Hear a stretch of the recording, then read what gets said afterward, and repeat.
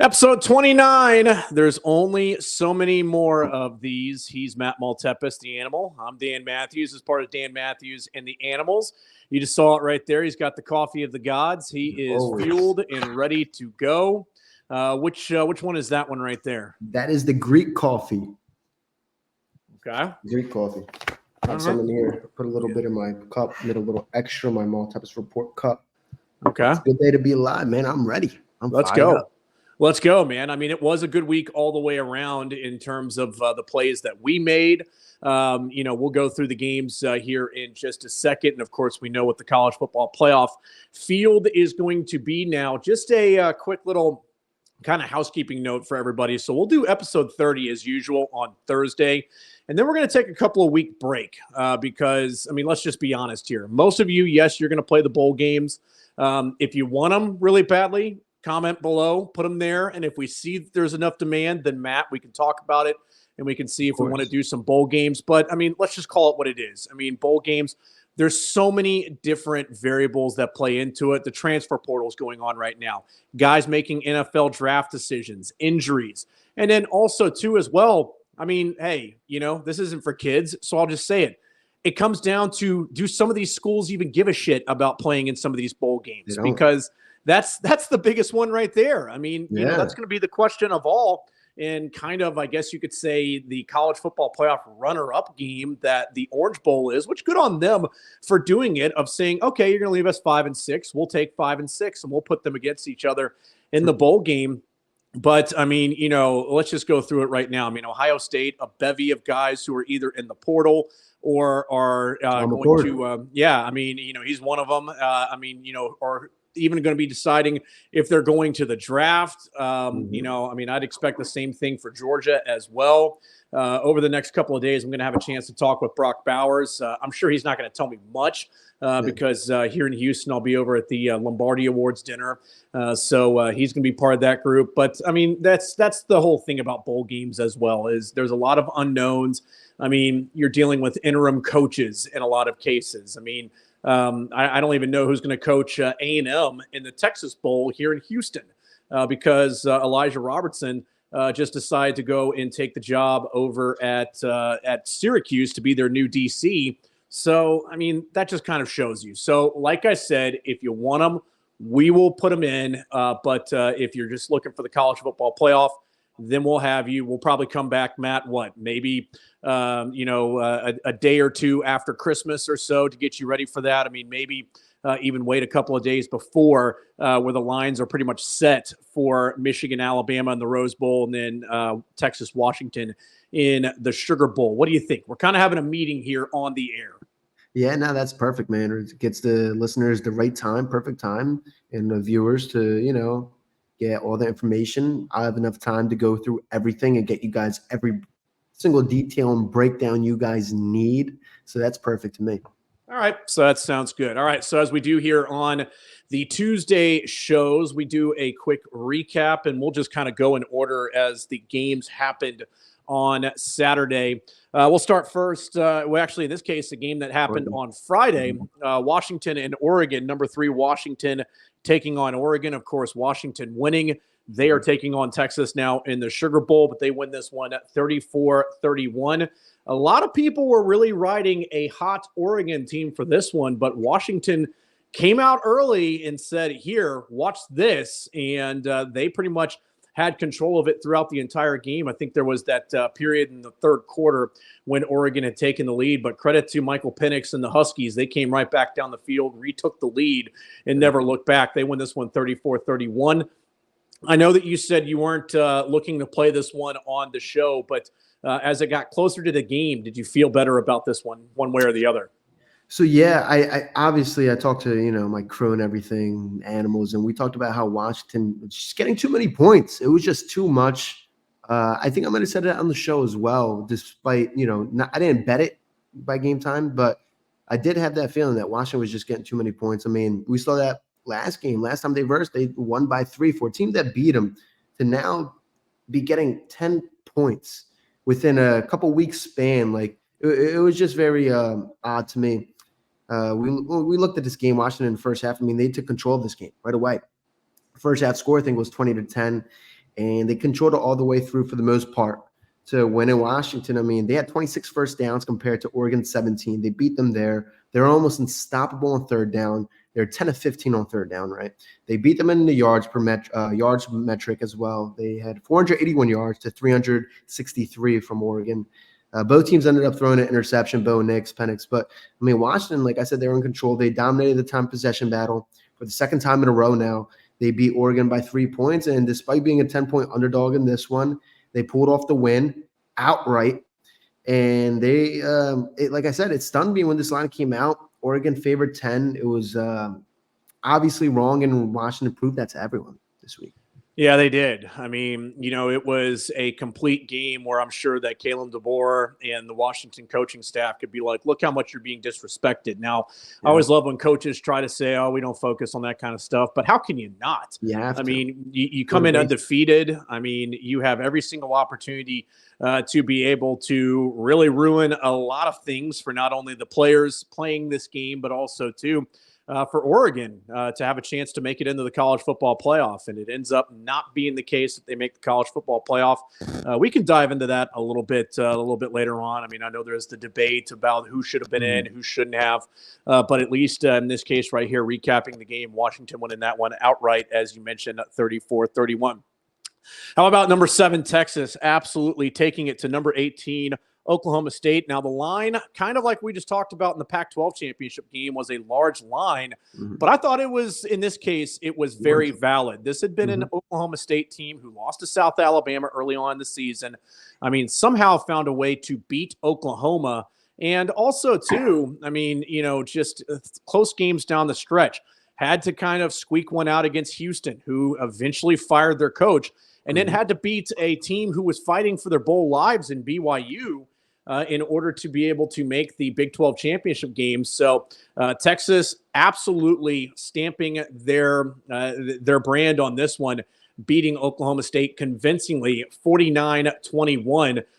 This is one, even though they beat them by 28 points, Matt, that I say the score is still not indicative of what this game was.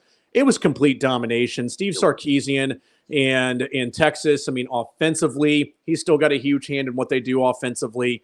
They were feeling it. I mean, I said it on Twitter, X, I want to call it.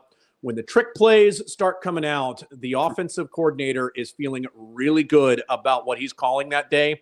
And they felt really good about what they were calling in this one because Texas had this one from the beginning. It was never in doubt. No, it wasn't. They were so good. They put up 662 yards. That's how good they were feeling. They just beat the brakes off this Oklahoma State team, and they made the committee put them in. It was as simple as that. Game wasn't close. They ran up the score. They just kept on going. 33 first downs to 13, 662 yards to 280, 460 yards passing yards, and 200 on the ground. I mean, I'm happy about it. We have Texas futures. We had Texas to make the college football playoffs plus 320, and then we have futures on them to win it all. So I'm happy about it. They did what I thought they were going to do, man. They were favored by 14. I thought it was a little small, especially for Oklahoma State team that hasn't impressed me. Texas, we saw the last 2 weeks. I mean, we saw it this week against Oklahoma State. Week before against Texas Tech, absolutely smoked Texas Tech, 57-7. So, and this Texas team, they've probably had maybe the top 5 hardest schedule in all of college football, if not top 3. Like, that's how hard it was. They unfortunately they took that loss against Oklahoma, which really put them behind the 8 ball a little bit. But they had that win over Alabama, and as soon as Alabama beat Georgia, they slided right in. It was perfect scenario for me and perfect scenario for Texas, and I'm just loving it. I'm happy they're in, and they're dangerous, so watch out. Yeah, they are very dangerous. That's going to be a fun game in the Sugar Bowl. I mean, I think both games, for all of the controversy that goes into this college football playoff, are both going to be very competitive, fun games to watch.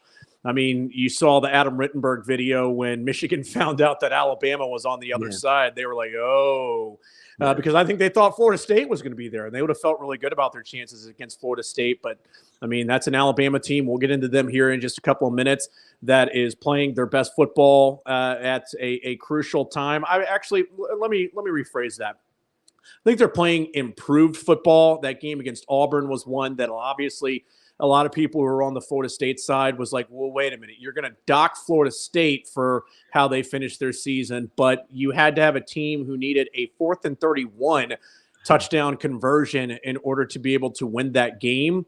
And that's the team you're going to go with. So I think there's a lot of that out there right now, but we'll get into Alabama here in just a few minutes. Before we get into the two games that were of most question on Saturday for reasons now that we know because of how the college football playoff was situated. You did not play number 2 Michigan against number 16 Iowa on here. Yeah. I did. I took the under in this one. And Kaboom. the under cashed because Iowa, well, no surprise. They did not find the end zone. They did not kick it through the uprights. They didn't do anything for this one as Michigan able to cruise to this one 26-0. You pretty much knew at the beginning that's how this game was going to go. I think you even knew before this game that Michigan was a good cover, and also, too, that Iowa was not going to provide much offensively. If they were going to score very many points, it was going to have to come courtesy of their defense. Yeah, I mean, honestly, like the score is obviously 26-0. They didn't put up any points at Iowa. But, you're getting 22 on the game if you bet Iowa. It was actually the right side because when you look at the box score, it's closer than the final score indicated of 26-0. I mean, the difference was Iowa's over 3 on 4th down, which obviously they don't have a good offense. We know that. But Wolverines passing, they had 213 passing yards to Iowa's 150 passing yards, 66 rushing yards to 33 rushing yards.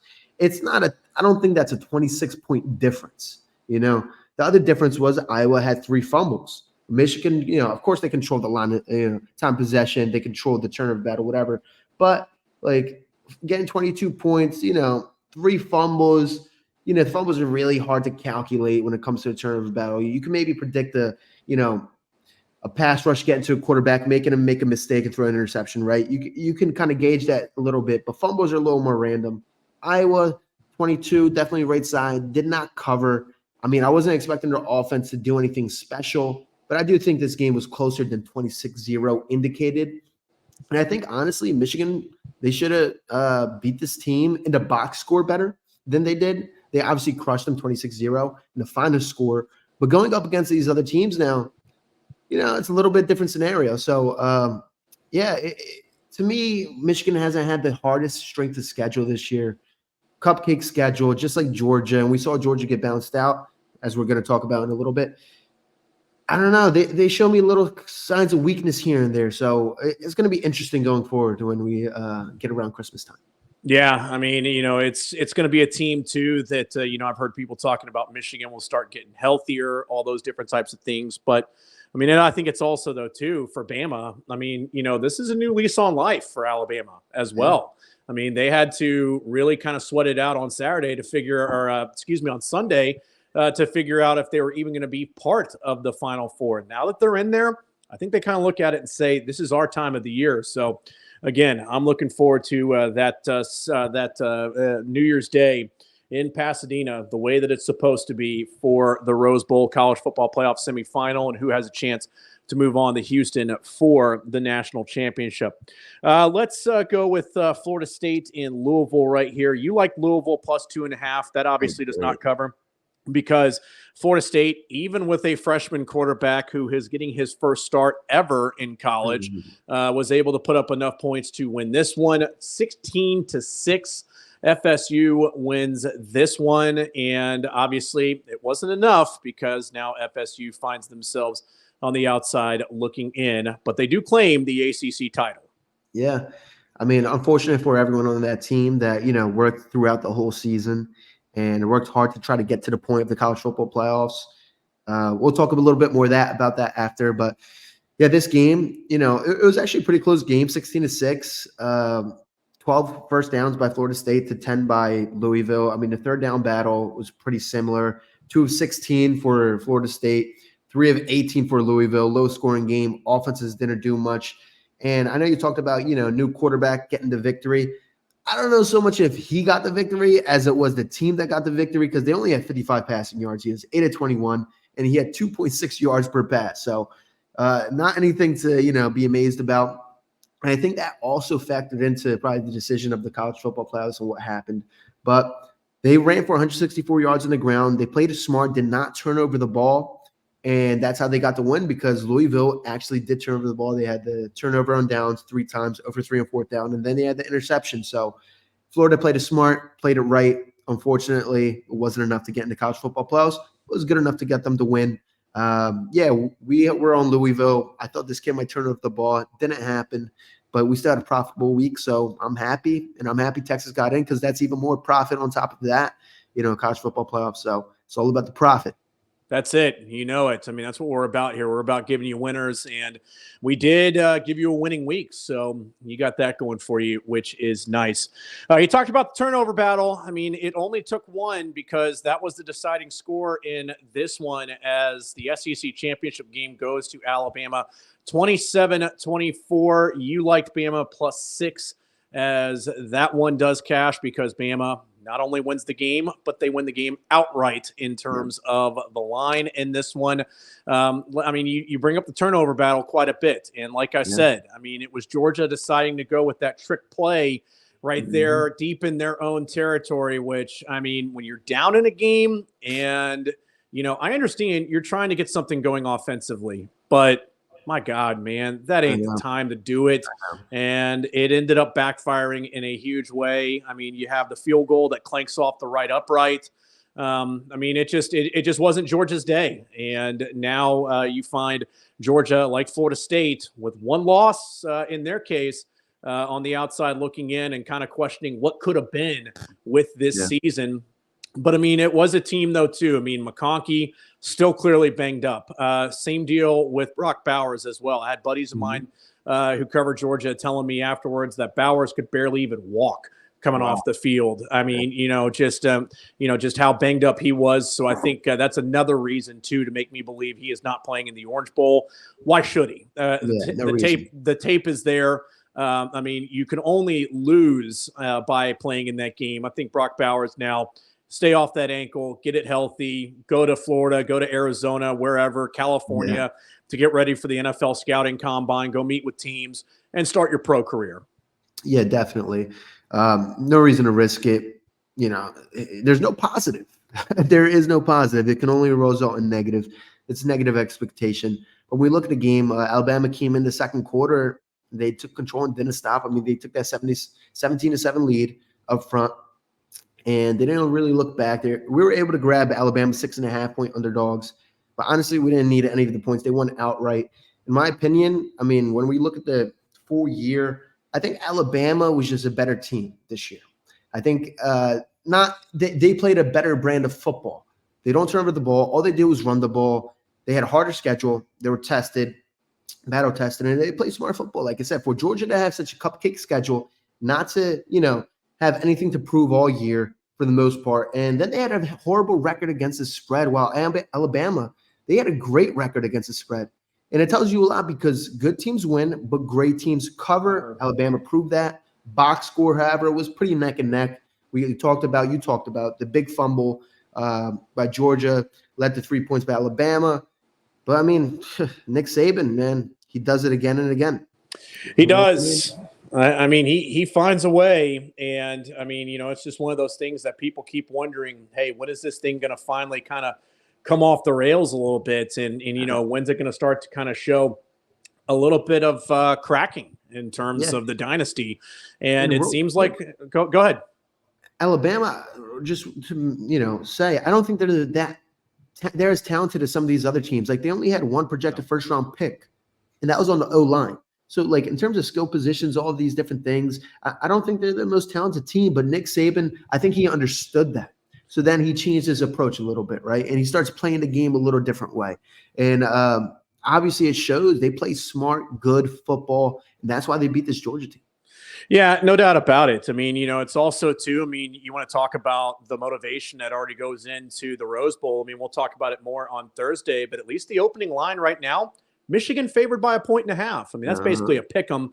I wouldn't be surprised if more money comes in on Bama for that one, and maybe it slides to a pick 'em, or maybe Bama -1, -1.5, something like that. I mean, I think over this next month we could see something like that come along. But, I mean, you're right. I mean, this is going to be a game in Pasadena that is going to be, if you are a fan of physical football, you got that box.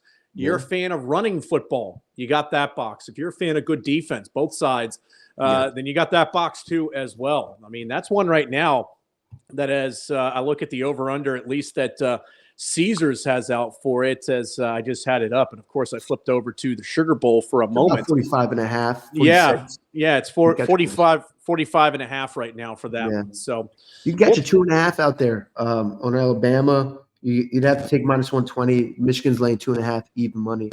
But there's some ones out there. Yeah. It's going to be a lot of fun to get ready for that one. As I mean, we're going to have two closely contested games. I mean, I think that I saw Texas was a 4-point favorite in theirs that they have coming up in the Sugar Bowl as well. So, I mean, I will say this from where I am here in the Houston area, where I work at on a daily basis, Sports Talk 790 KBME. We have a good working relationship with the Houston committee. And, I mean, they haven't said anything yet, but I got to believe that they are going to be rooting hard for Texas to win that game because that building will be full of burnt orange and white for that one, no matter if it's Alabama or if it's Michigan, because, I mean, I think for Bama, they missed out on it last year. People didn't have to travel, so they could save up that money. It's a drive from Alabama to get to Houston for that one. And Michigan, there's Michigan fans everywhere, but they will travel. They showed that a couple of years ago when I covered them against Georgia in the Orange Bowl, the college football playoff semifinal. That was an overwhelming Michigan crowd. Any chance to get out of that cold up there in Michigan, they will absolutely do that. So that's the way that the week went. As the plays you had on here, you went 2-1. For the additional plays that I went with, I went with what you threw out there.